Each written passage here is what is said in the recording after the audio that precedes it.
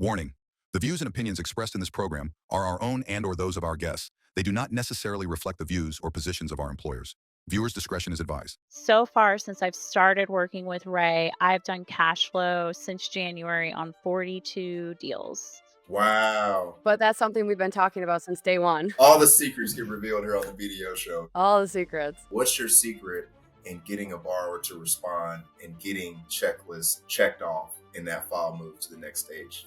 Isn't that like a knife, like right to the heart? Like, I just want Ray to pull me off the show after this episode. That's my no. goal.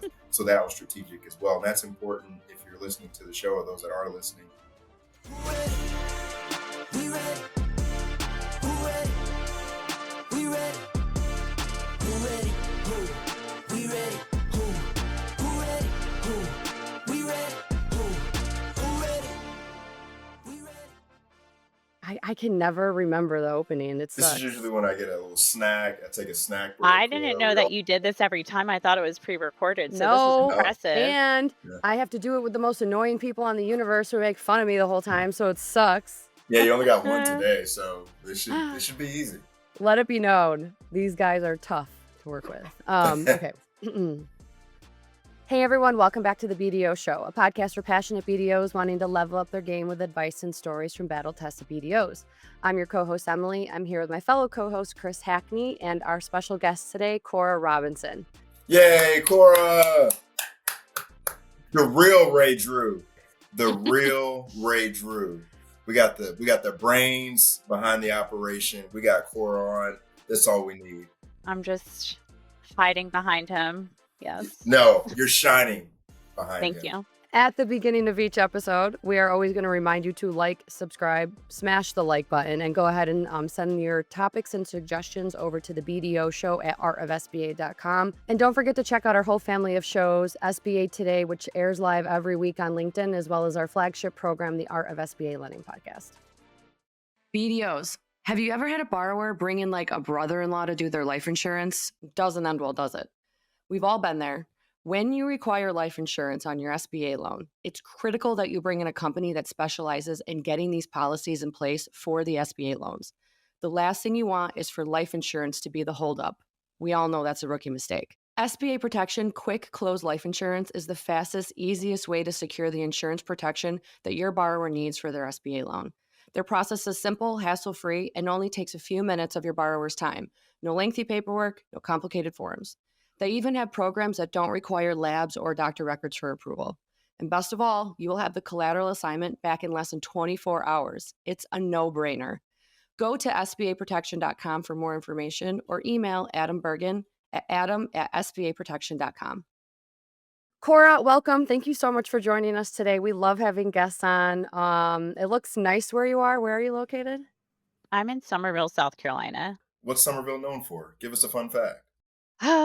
I moved here a little less than a year ago, but I know like Charleston, like it's right outside Charleston, South Carolina. Ooh, And so fun we're day known. trips. Oh, yeah.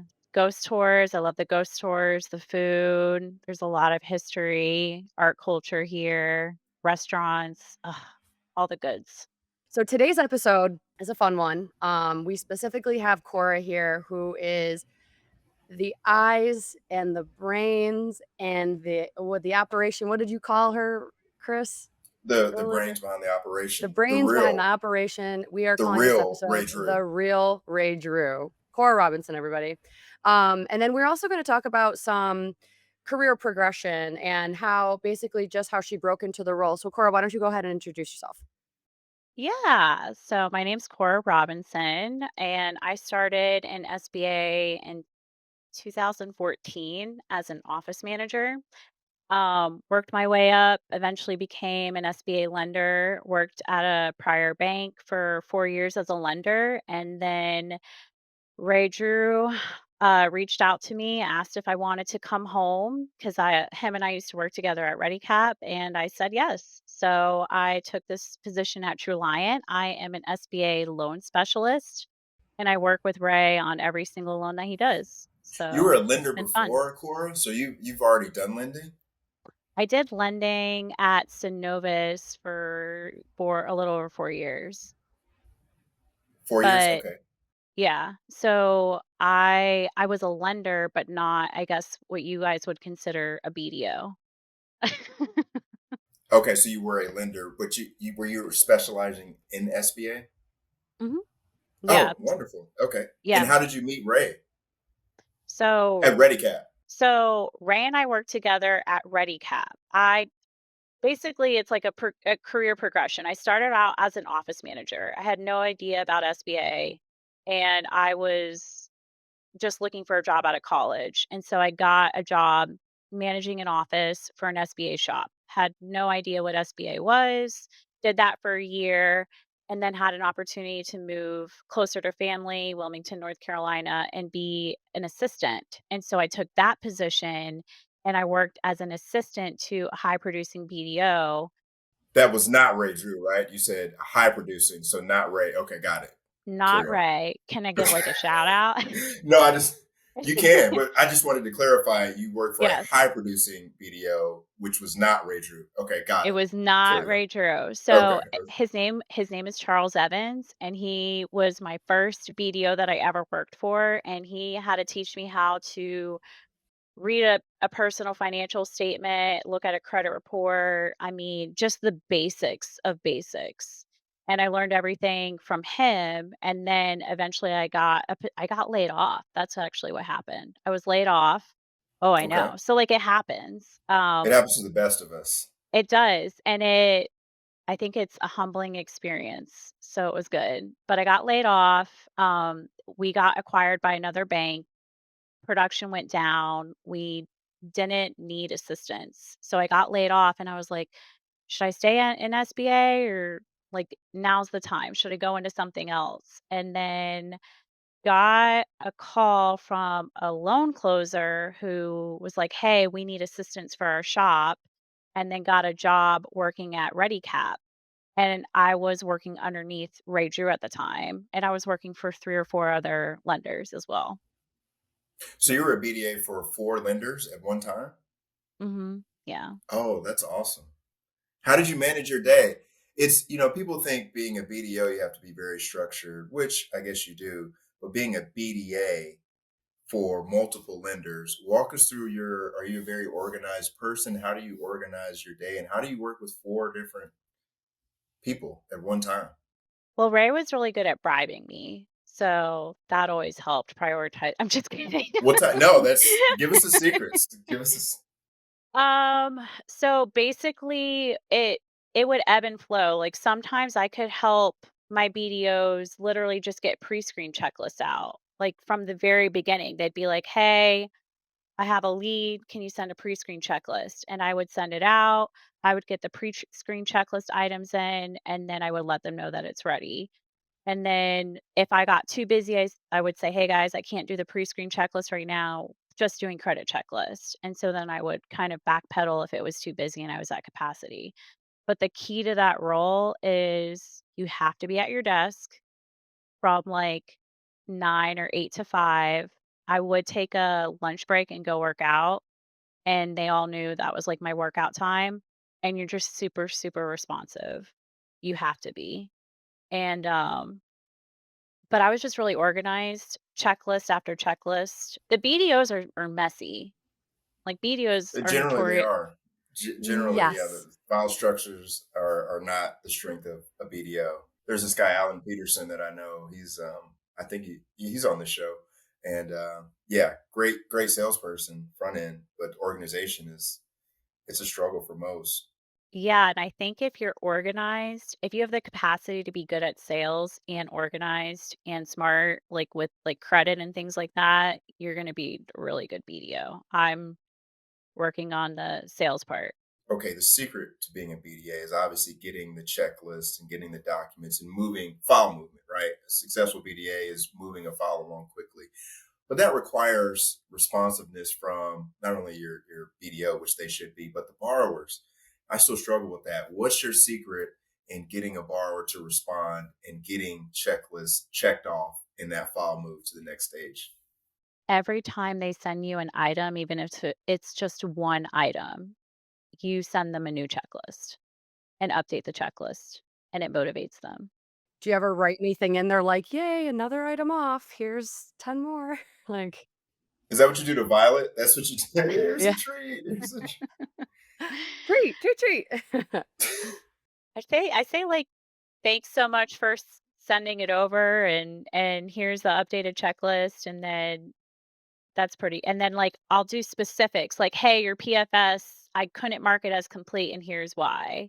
And then I also, what I would do, and this was like my secret sauce, was I would offer to get on a call with the borrowers and help them with their paperwork. I wouldn't fill it out for them, but like filling out a 1919, it's not common knowledge. So you sit there and you break it down for them. And I would say, hey, I'll offer like an hour to 90-minute call with you guys and we can go over each form. That's like a massive piece of it, I believe, too, because the 1919, there are tons of mistakes and you always catch them and you're like, hey, can you fix this? Can you fix this? But sometimes those boxes are very dependent on, and they do need their hands held a little bit. And there's no shame in that at all, because I understand how big those checklists are, especially for someone taking out their first loan for the first time. So Yeah. And phone calls are becoming like a lost art. I feel like with the advent of technology, AI, and just we're living behind emails. So I'm glad you said that, because I encourage our ops and our BDOs to just kind of, hey, pick up the phone. There's no phone phobia around here. And it's something about when you get a borrower on the phone for 30 minutes rather than waiting 3 or 4 days for them to complete homework. I think it goes faster. Cora, do you think that's true? Do you do a phone call on all of your files now, or what determines if you do a phone call? Now it's a little different. I don't do it on all of the calls. I have to Ray is teaching me to be more protective of my time to make sure that we're, working with serious borrowers. Because if I get on the phone, I will be on the phone for an hour and I will give everyone advice and talk to them for hours and hours. And I can't do that now because it's too busy. Historically, I would get on a call with every single borrower and do that hour-long call, and it would just get the loan into credit, I would say at least 2 to 3 weeks faster, at least. wow. Nice. So we heard it here first. Use the phone. But that's something we've been talking about since day one. All the secrets get revealed here on the BDO show. Yeah, All the use the phone. secrets. Got it. So Yep. Cora, what do you do now? And what does Ray Drew do now? So right now, basically what happens, Ray forwards me his emails, his voicemails, um, any deal that he got from a referral source, and I pick it up from there. So I will follow up with a call. If it's a new broker, if it's a new lead, I will send them a checklist and start compiling the documents. If it's just a lot of times he has fan mail, which is really funny. Like not funny, but like people want to say like, "Hey, I really enjoy your show. I just kind of want to talk to you and pick your brain." So I'll reach out to them and say, "Hey, like, what can I help you with?" So I work a deal from start to finish, from sending the checklist to doing the workbook to doing the write up to having a borrower call So to wait, so making so the wait, so term Cora. sheet. So wait, Cora. Okay, You said okay, the real Ray okay, Drew. okay. I want the world to know we have found the real Ray Drew. And again, I'm saying this with all love, as Ray's my friend, and I can say this because he's got all these businesses and podcasts. And I always think, how is he able to do this? So Ray gets a call, hey, I'd like an SBA loan, or someone calls and leaves a voicemail that gets forwarded to you. You say, hey, I'm the real Ray Drew. I need this from you. You spread it. If the deal works, you issue the term sheet. Then it goes into underwriting. I mean, more or less, our term sheets are credit approved. But yeah, I do the spread, I do the borrower call, I do the write up. But to be fair, Ray hired me in January. So Ray has been the real Ray Drew with the support of his loan coordinator, Alexa. Yeah. Oh, so there was another. So now he's got two of you. Got it. Okay. So So he had, oh, poor guy. He only had one person. Now he's got two. now Okay. he's got two. Nice. He's also managing an entire department at Truliant, so don't forget that. No, we love Ray. We gotta keep his deals moving, and we gotta keep all of our employees happy, and that's our boss. He does like 40 to 60 million a year. I don't know how you'd be able to do that and manage a team. Right. Yeah, you need the support. But what I'm saying, where I was really headed, with it. I think sometimes people hear the role BDA and they think it's very much just kind of checklists, and they don't. You're not that far from, if you want to, you've done lending before, right? So really the purpose of this episode is, if you're a BDA right now, this should encourage you. You're doing all of the work of a lender. The next step is just getting the contacts, right? Well, what's the difference between a BDA and a loan processor? I'm technically a loan specialist, right? So there's BDAs, there's loan coordinators, there's loan specialists, there's assistants. I think loan specialist, I would say, like, as far as workload is concerned, you're leaning closer to what a BDO does. The biggest difference between me and Ray is he is originating these loans. He's posting on LinkedIn. He's I don't know if he's cold calling anymore, but he's the one doing the cold calling, sending out email blasts, um, going to events. I'm not doing any of that. And part of the reason why I don't want to do that, at least now in my life at this point, is I have a 1 year old. Congrats. I didn't have the capacity to go out and sell.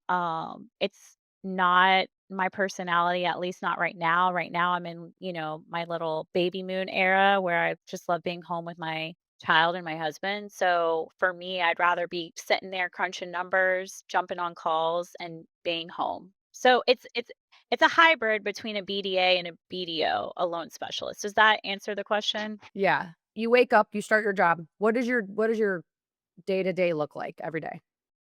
For years, SBA lenders have relied on referral sources because, let's be honest, reaching businesses directly is just not how the industry worked. It was too hard to find the right contact info, and when you did, actually getting them to engage felt impossible. When Ray first heard about this, he was skeptical because he gets pitched every single day. But 15 minutes into this demo, he realized something. This could actually work.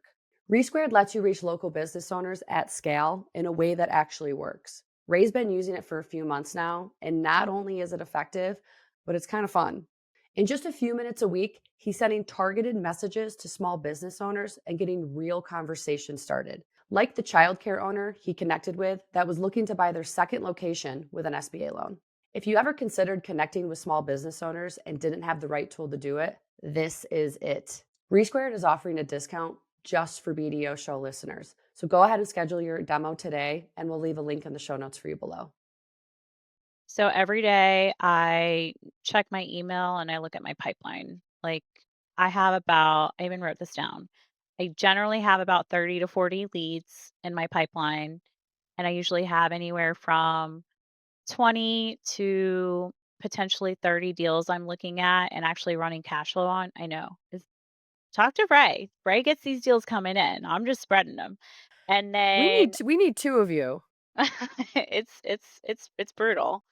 And then so far since I've started working with Ray, I've done cash flow since January on 42 deals that Wow. we either had to kill or they ended up going somewhere else. So that's since like Doesn't that this, like isn't that like a knife like right to the heart? Like, ugh. yeah. So to put that in context, like my second or third year of lending, I looked at a total of I think 60 deals the whole year. And I'm already at 60 deals in the first quarter. So Oh. it's a bit Wow. of And they're a all it's a bit of a raised. change. Yeah, always. When you're passing on a deal, do you kind of let Ray know, here's my thoughts, and does he ever, like, do you take a second look, or at this point you guys have worked together, you got a good rhythm? If you say, hey Ray, cash flow's not there, how does that work when you're passing on a deal between you two? It depends. Like some deals I feel really good about passing on. I don't ask him, I pass on it and then I let him know why. And then other deals that are a little bit, hey, I feel like I could be missing something. I'll like just Teams message him and say, "Hey, can you take a second look?" Like it's sometimes there's weird I had a super weird one the other day where there was depreciation in like 5 different spots I've never seen, and then it was like adding it back, but then it took it out and then added it back and took it out, and then there was like a subsidiary in a different country, and I'm like, "Is this eligible?" Like, I was like, "I just need you need to hop on this one and take a look." So we'll go back and forth. We're still kind of figuring out the style there. But yeah, I mean, for the most part, my day to day, I log on, I look at the deal, and I always look at the newer deals first to give immediate feedback because that's what people want. If they don't get that immediate feedback, they're going to move on to the next lender.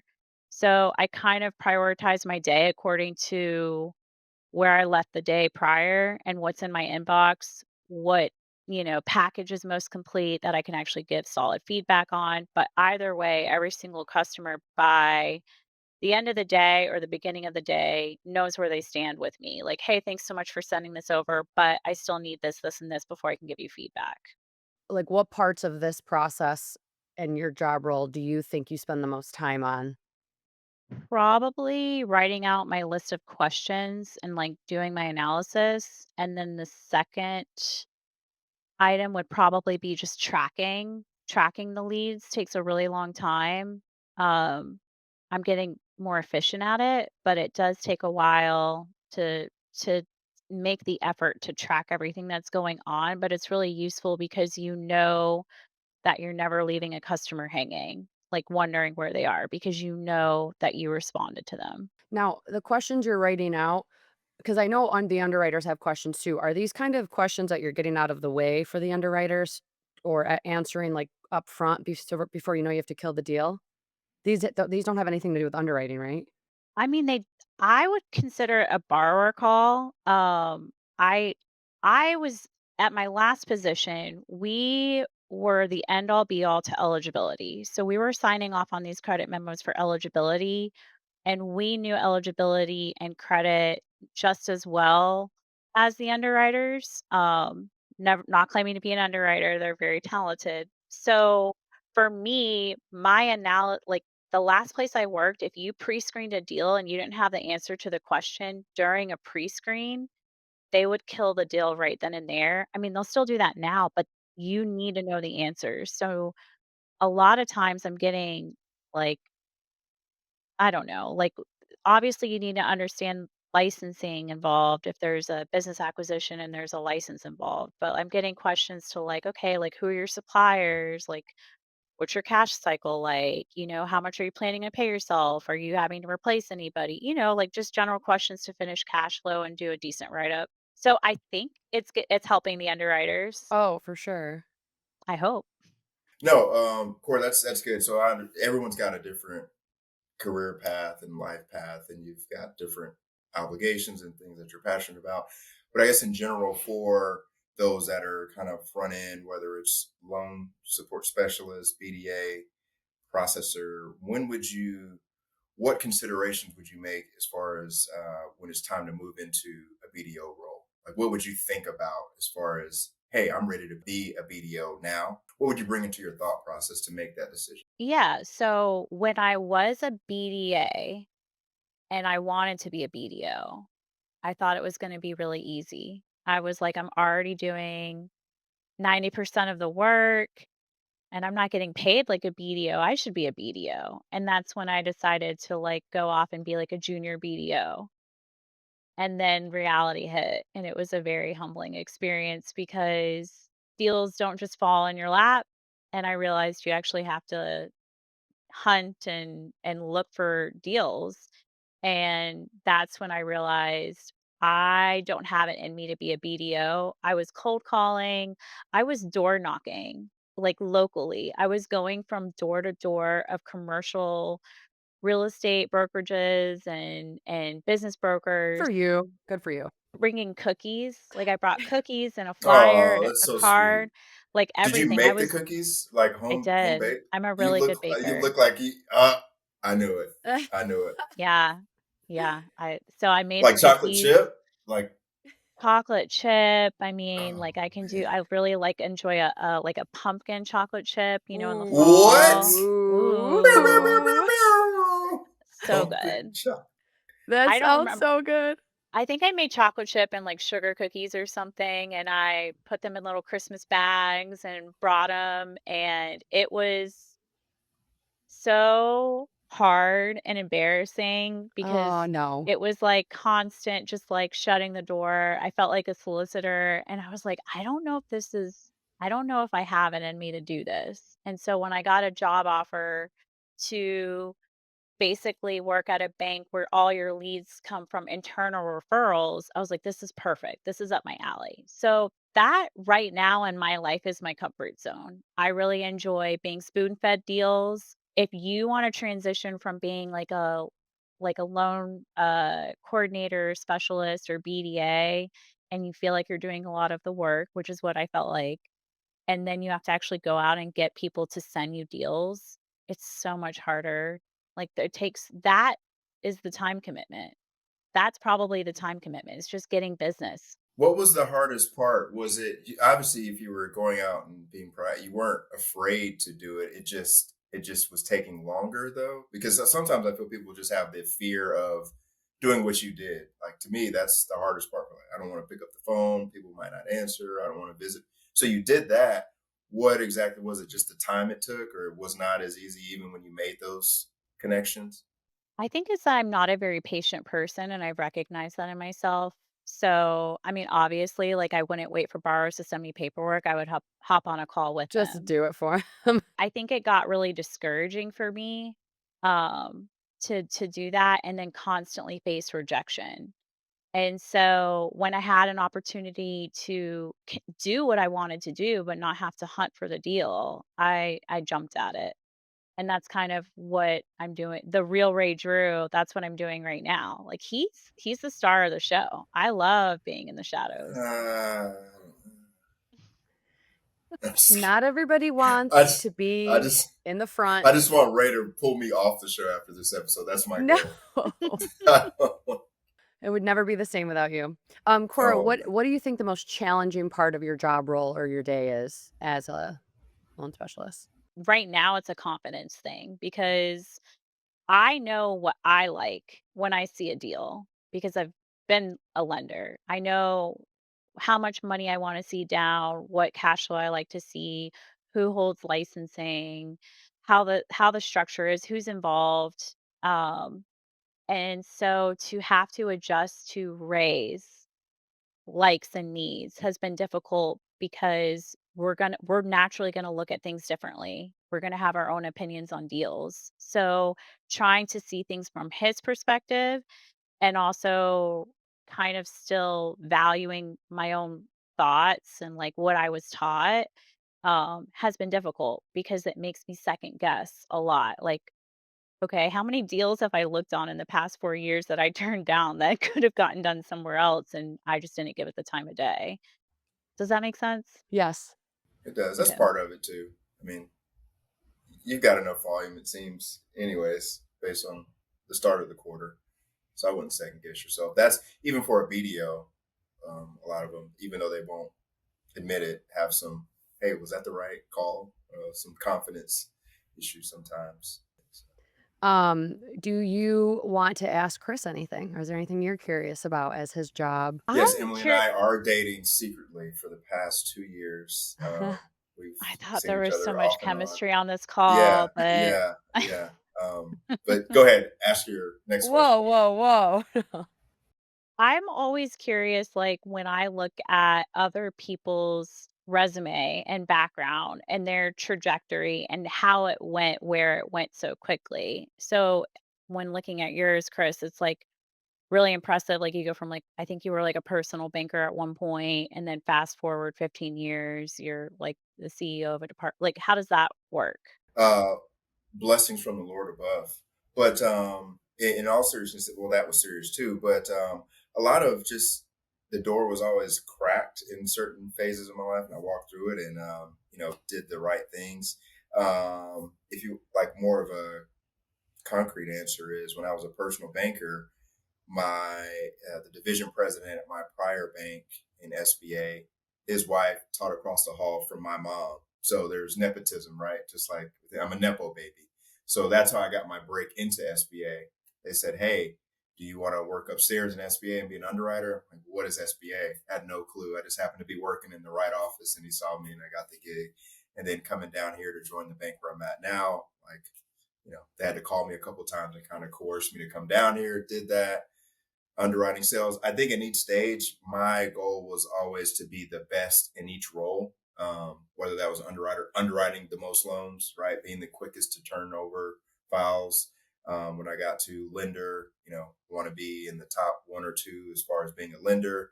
Sales manager, is my team performing better than another sales manager's team, right? How many BDOs do I have? Is my team growing? So I was always focused on being the best in each stage. Whenever you do that, the next opportunity will open up for you. I think at my bank too, I was fortunate, although we are like a top 10 or 15 ranked SBA lender, we're still a small community bank. That's important too when you're talking about any career, whether it's BDA, loan support specialist, BDO. The bank is important. I think if I was at a much larger commercial bank, I'm not where I'm at because just the hierarchy and the people in front of me, there's so many. At our bank, there weren't many people in front of me. Our former SBA division president, he's now CEO of the bank, right? So I kind of knew at some point people are going to matriculate, and at some point there's only so many people up for those roles. So that was strategic as well. And that's important if you're listening to the show or those that are listening. Think about your bank and look at, okay, who are the BDOs right now? Is this team going to grow or are they downsizing BDOs? If I'm a BDA and they just laid off 3 BDOs, and that might impact my job, obviously, but also that means there might not be an opportunity for you to be a BDO there. So you need to start thinking about where you work as far as career progression. But I don't know if I answered it, but to answer your direct question, it was just all opportunity and being at the right banks at the right times to get those opportunities. Do you feel like you ever suffer from imposter syndrome? Yeah, absolutely. I always used to, so I came out of the gate hot, had a couple good years, and I said, what if this is all luck? My first loan was $4.4 million. First loan I ever did. Approved, slam dunk. Now they didn't repay, but that's another episode. We're not going to talk about that. So everyone thought like I was golden child. Like, okay. And then the next, You I are. came out of the gate like top. Oh, thank you. So sweet. And did it again the next year. And then like year 2 or 3, at least for me, that's when the imposter syndrome set in. Like, okay, I don't know if I can do more than I did last year. It took a lot of work, and I did more the following year. So yeah, I do get imposter syndrome. I think now my imposter syndrome is now that I lead the division, I don't lend as much.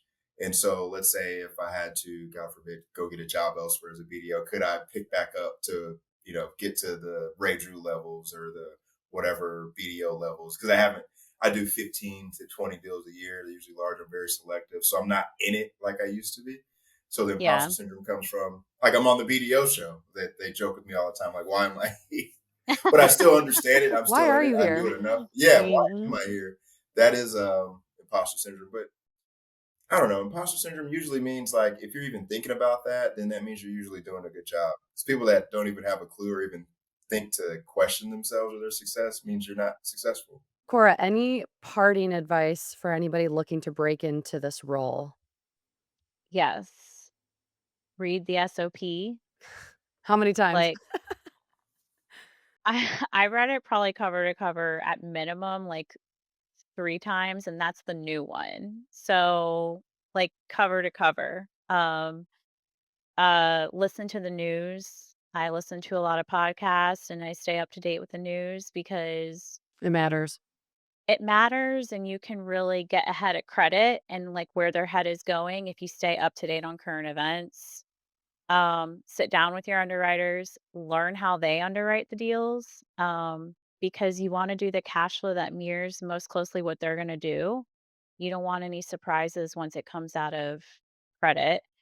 Um, and then the biggest one for me that I need to start doing is meet the customer where they are at. So I have a customer that is super savvy. They've done lending before. They know exactly what they want. They know how to get through these SBA loans, and they don't want to sit and talk. They don't want to be handheld. You don't have to kindergarten your way through it. You can just go right to college. Like, let's get this done. Trust that they went to call, like, just leave them alone. Yeah. Like, give them a list, let them do the They're an work, have a adult. quick call. Yeah. They're grown up.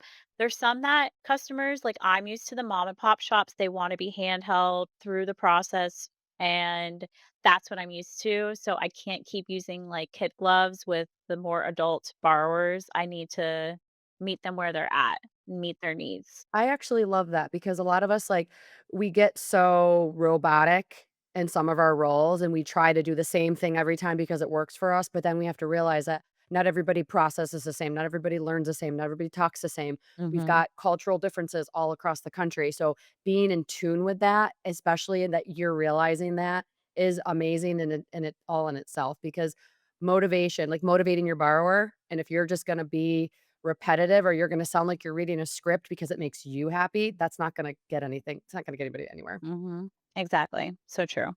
I love it. Customized customer service. All right, guys. Well, thank you, Cora, so much for being a guest. Chris, the Lone Ranger here today, none of the boys to bother us. It's been kind of great. We've been able to have a full I conversation think we got without a new show here. I think we not picked Cora up full we're all time. kicked off. So Yeah, gentle, I just so know. I think we nice. moved. We What? moving it. I think we moved in a new direction. Although I didn't get the But white we, shirt memo, I am okay. It's okay. But anyways, guys, thanks so much, everybody. Thank you for listening. Go ahead, like, subscribe, send your topics and suggestions over to the BDO Show at artofsba.com, and we will see you next time.